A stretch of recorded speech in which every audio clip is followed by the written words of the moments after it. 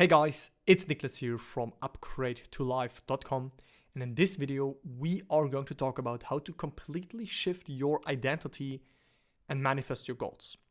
So very important for you to know is that this video is the second part of a two-part series. In video 1 we actually covered the reality creation process. Okay, if you haven't watched this yet, I will link it above so that you can watch it now, and definitely do this before you jump into this video, so that this video makes more sense, right? And in this video, we are talking about shifting your identity and manifesting your goals. I'm going to give you a complete guide, a step-by-step way, very extensive. In my opinion, that is the only video you need ever in order to manifest your goals, achieve something that you want in your life, because that is the way. So with that, I would say let's jump in the video. I recommend you maybe pause this video now, you get some water, get something to drink, maybe something to eat, maybe you get a notebook, because this video can be a little bit longer. So with that, let's jump into it now. So what we discovered in the first part, right, that's why you should watch it, is that the cause of everything, right, the root, the source of everything is consciousness. Okay, if you don't understand this now, if you think, oh, what does it mean? Do not worry. I will make a separate video only based on consciousness, only talking about consciousness. But a simple way that you can understand this now is, look, scientists, they for example say, or quantum physicists, they say that everything is energy, or that everything is this quantum field and this is the source of everything, or everything is energy. And Neville and more spiritual teachers said and discovered that everything is like consciousness, is made out of awareness, and that is the source of everything. That is who you really are, and that is this limitless, infinite potential within you. So now the question is, okay, how can we shift our identity and manifest our goals? So everything starts with a desire. Everything starts with a goal. Everything starts with this wish of, okay, we want something different in our lives, right? We covered that in the first video. That is like, we want to have different results, different experiences. So we have this internal desire of, actually, I would like to experience this, or actually, I want to have this relationship or this new job. You have this new inspiration within you. Okay.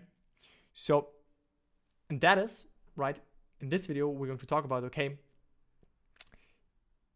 this desire has something to do with you want to be someone else, meaning you want to be the person who experienced XYZ. You want to be the person who has XYZ, which means we actually have the desire, the goal to change our self-concept, to change our state, to change our identity. Okay, and again, this is what we covered in the first video. Check it out. Now, let's talk more about the desire and goal. So like Neville said, all transformation begins with an intense, burning desire to be transformed. The first step in renewing the mind is desire. You must want to be different before you can begin to change yourself.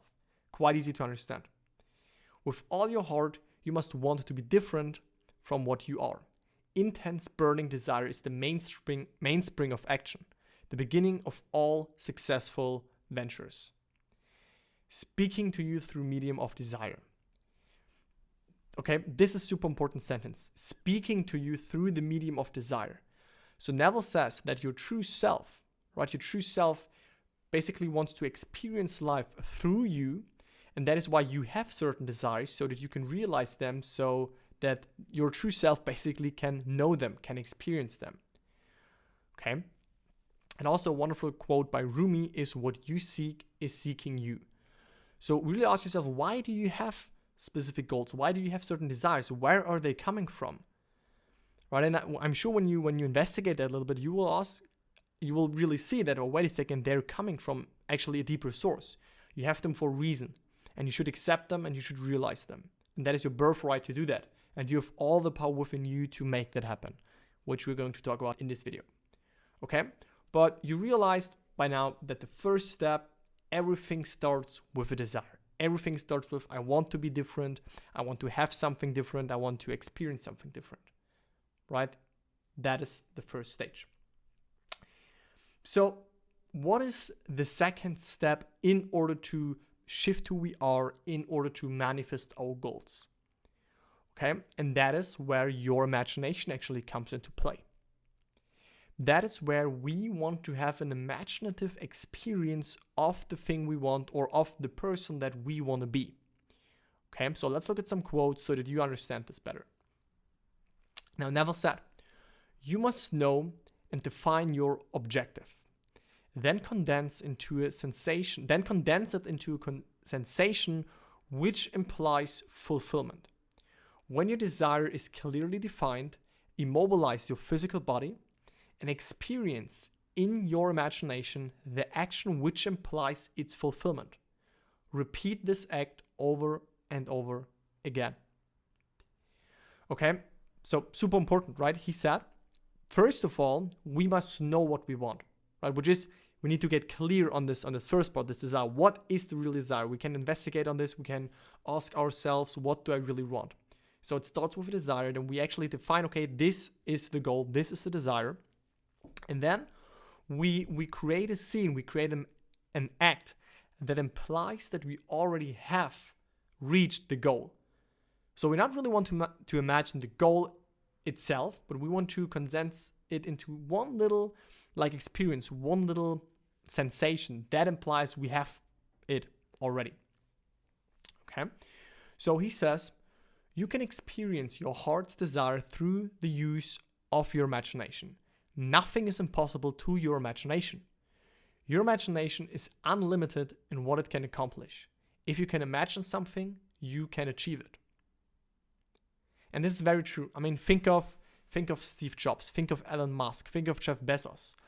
All the great things you see right now, rockets, iPhones, Amazon, whatever it literally is, it was literally manifested. It was literally made tangible, but it first existed in the imagination of those people, of Steve Jobs and stuff, and other people, right?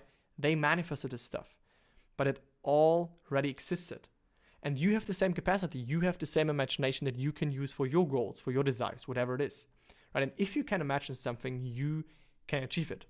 It oftentimes is this very, it sounds so easy and it sounds so salesy and a little washy, like, oh yeah, if you can imagine, you can achieve it. But think about it.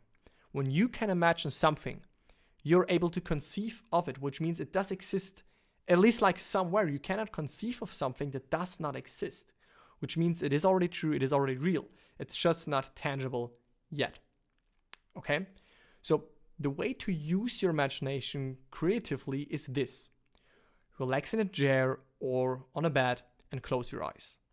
First, determine what it is you wish to experience.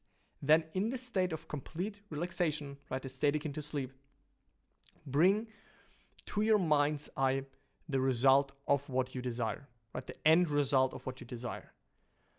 Okay, this is so important. And with many of my clients, I talk about this because still people think and have this mindset that, okay, in order to manifest something, I need to imagine it, okay? And they, first of all, they think they have to visualize it, stuff like that, which is wrong. An imaginative experience can be literally everything. You can see something, yes, but you can also touch something. You can hear something. You can smell something. Whatever sense you prefer, use your preference, okay? But this is just about the imaginative experience of that thing. You can live by your senses and only live by what your senses are showing you and dictate, but you can also develop the spiritual sensation and live by your imagination, right? And see the unseen. And that is the source of everything, right? You believing in the unseen, you having faith in the unseen, that is what creates the scene, basically. And that is why Neville said that this, what you see with your senses, is basically only a shadow. Because at first, the real thing, first of all, is your imagination. Now, when you shift the premise from which you approach your imaginal scenes and your imaginal acts, from the old premise, which is, okay, I'm now going to imagine this in order to make it happen. So you force yourself and you sit down and you say, oh, I'm imagining this and then I make it happen. I want to imagine this in order to make it real and manifest it. Then you still create this separation between you and the thing you want, because you still feel it is not here yet. You still feel, oh, something needs to happen in order that now it is finally here and it's manifested and stuff like that. But that's wrong. Change your paradigm, change the way you approach your imagination. And the best way and the better way is when you approach it as you would approach a Netflix movie, as you would approach going to the cinema. You just do this out of enjoyment. You just do this out of fun, out of joy, to get a relief, and you have this experience right now, right here. And when you do this with your imagination and you realize and you understand that your imagination is real, it just means to spiritually sense something which is not manifested yet. But you have the experience. You can get the same relief from it as you can get when you experience this thing physically. Then your whole view on all of this stuff will change. Okay, so go into your imagination next time with the premise of, I'm going to experience this thing, this end result right now, right here. And you will quickly realize that this will give you a huge relief and even better results. Okay? So, Neville continues and he says, I know of no clearer definition of the means by which we realize our desires than to experience in imagination what we would experience in the flesh were we to achieve our goal. Quite easy. He says, to break it down, the easiest way, the simplest way, time-tested way is to experience in your imagination something that would imply you have the end result already. Super easy in my opinion. And then he continues and he says, when you go into your imagination, make sure that you're actually performing the action, hearing the words, touching the object, or smelling the aroma of your self-conceived drama. What you do in your imagination is not merely daydreaming, which you see events in your mind's eye. You must enter the dream as you are actually there. You must make then now and make there here. Okay, I want you to get this. This is what I just explained before. Why you don't want to do this just in order to, and think of yourself, you're daydreaming or you're delusional. No, you want to do this with the premise, with the deep understanding that what you see in your imagination already does exist. You cannot conceive of something, you cannot imagine something that is not real. So make then, now, and here, there. Really go into the scene, really experience this scene right now, right here, with your preferred senses. And then you will see, and then you will experience actually what I described before, that this imaginative experience brings you a great relief, brings you this, it's already done. I just experienced it. It's already real. Okay? That is the way. That is the way. So now we talked about the first two stages, right? We have a desire, that is the starting point. Without a desire, you won't get other results, right? You first need to have a desire and another goal in order to manifest something, right? Then the second step is to, in your imagination, experience that already. Experience, have this subjective appropriation, have this subjective experience of the end. Look, something that you have to understand, and I also tell this my clients, in order to believe that something is true, you don't need a physical experience of that. When I would ask you right now, what would happen if you jump from a very high building? Without you having experienced that, which I'm hoping, unless you couldn't watch this video, but without you having experienced that, you know what would happen because you can imagine it, you just know it internally. You know that this is true. Or when I would ask you, okay, what is your name? You know it. You don't have to look at your ID card. You just know it. It's this internal knowing, very effortlessly. And you can get to the same knowing that your desires are real, that they're true, that you already experienced them with your imagination. That is what your imagination enables you to do. Okay, Neville all the time wanted to bring exactly this point across. And through this imaginative experience, you can get into the same knowing, into the same feeling of relaxation and knowing, yes, it is true. Okay? So, next stage is actually faith. Right? Just pure faith. So let's look at what Neville says about faith. He says, walk by faith and not by sight. Faith is not going to make it so. But faith is loyalty to the unseen reality. And this is, like when you get this is the total game changer, okay? First of all, walk by faith and not by sight. When you walk by sight, you walk by what your senses are telling you. You just walk by, okay, this is here right now, this is how my life currently is, and therefore you put it in your awareness again, you you are in this loop. But when you walk by faith, you walk by remembering and staying true to this unseen reality. So look what Neville says here. He says, faith is not going to make it so. It's not that when you have faith, you will get your thing. No. But faith, you actually have faith when you know that your imagination is real, when you are loyal to this unseen reality, which means the reality is basically unseen. And what we experience here, that is the shadow of what we see and experience and hold to be true in our imagination, right? And then he also says, faith is the assurance of things hoped for, the conviction of things not seen. And you can get to this conviction, again, with your imagination. So what is seen is made out of things that do not appear. Faith does not give reality to things that are not seen. It is loyalty to reality that makes things appear. Can I see the facts the world sees and still believe in the unseen state? If I remain loyal to the unseen state, in some way I will get confirmation of it. Okay, so as you can see, he always talks about this unseen state. So people maybe say, or when you would feel internally that you already are more wealthy, that you already are in a happy relationship, that you already have whatever it is that you want to have, or all this new version of yourself, when you feel this internally, then it's true. Remember, as within, so without. First it is within, then it is without. First it is within, then it is without. Right? So what is instantly internally does sometimes take some time to catch up or for you to see results. But that doesn't mean that it is not already true yet. So you don't give reality to the unseen. It is loyalty to the unseen reality that gives it objectivity. Which means the thing that you want is already real. It is already unseen. It does already exist. Okay, and when you notice, when you have faith in this unseen reality, that is what objectifies it. That is actually what manifests it. And that is faith. So that was the third stage, right? We have a desire. We then imaginative experience that desire. Then we keep the faith, or we have faith on this and about this imaginative experience. We know this is already real.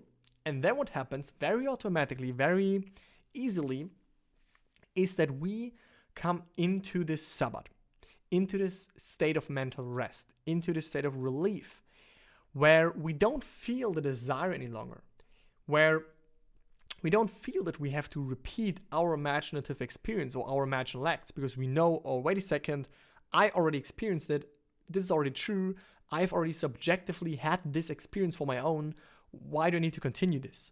And then you will really feel this peace within yourself. This is what is called the Sabbath, right? The mental rest. Let's talk about this. So Neville said, you are told it happened on the Sabbath. The Sabbath is only the mystical sense of stillness. When you're unconcerned, when you're not anxious, when you're not looking for results, knowing that signs follow, they do not precede.